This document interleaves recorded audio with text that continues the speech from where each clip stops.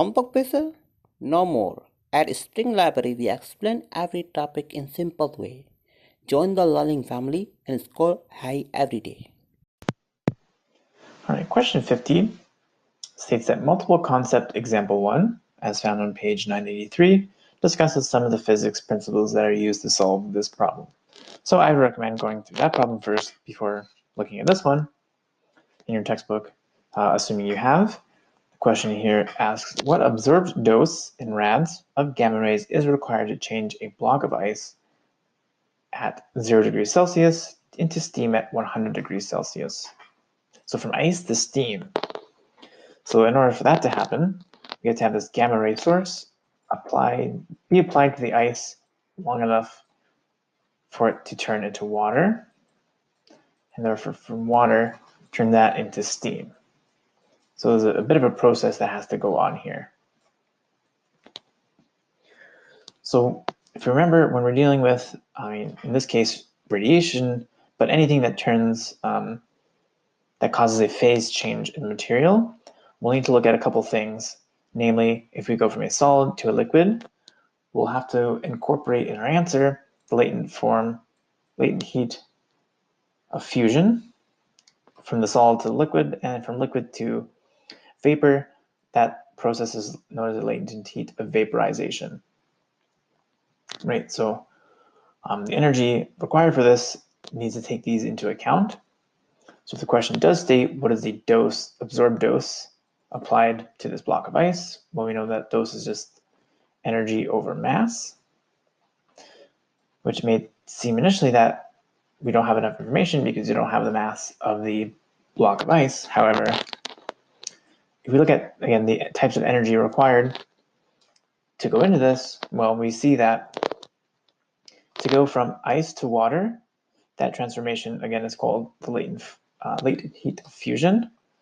So that energy required is needed to overcome this. So that's given by the equation m times LF back in chapter 12. And these values for LF and LV for water are also given in table 12.3 in our textbook, but we'll get to that in a second.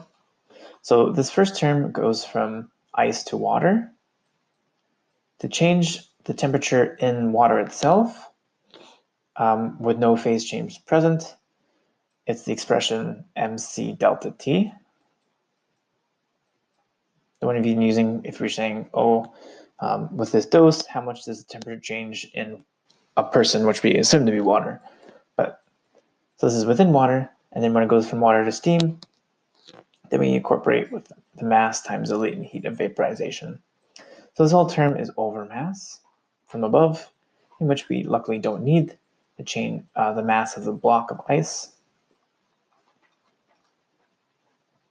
So LF we can find in our textbook. C is a known value, which we can find in our textbook. The change in temperature is given to us, and LV is also found in our textbook, so we can find the dose from this. So we find the latent heat of fusion for ice to water is 33.5 times 10 to the 4 joules per kilogram.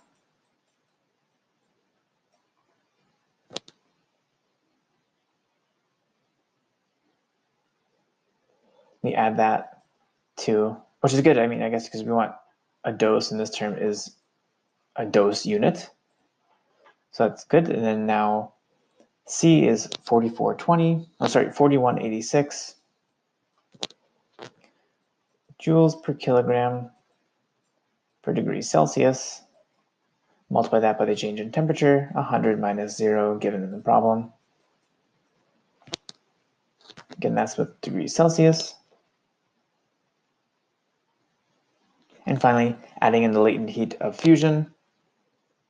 The value, again, given in our textbook is 22.6 times 10 to the 5 joules per kilogram. So note, everything here is in joules per kilogram, which is gray. However, in the question, it does ask for the radiation, the dose in rads. So I'm just going to convert this now. I know that in 1 gray, which we would put in our denominator to cancel out the units of gray, there are 100 rads. So we're multiplying this whole term by 100, and we'd find that the total dose, again in rads now, would be 3.01 times 10 to the 8 rads.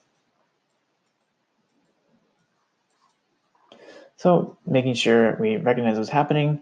If we're just dealing with a change in temperature in a liquid, which we consider typically radiation to humans or human masses that are getting radiation, we only need to consider this energy.